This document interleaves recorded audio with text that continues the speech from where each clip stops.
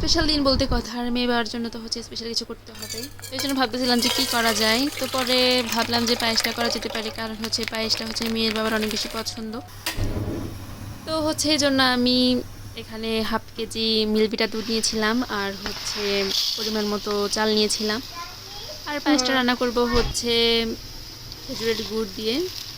তো এদিকে হচ্ছে আমি দুধটা হচ্ছে পাতিলে নিয়ে চুলাটা অন করে দিয়েছিলাম, আর হচ্ছে দুধটা ফুটে আসার পর হচ্ছে চালটা ধুয়ে পরিষ্কার করে হচ্ছে দিয়ে দিয়েছি, আর সামান্য পরিমাণ হচ্ছে লবণটা দিয়েছি।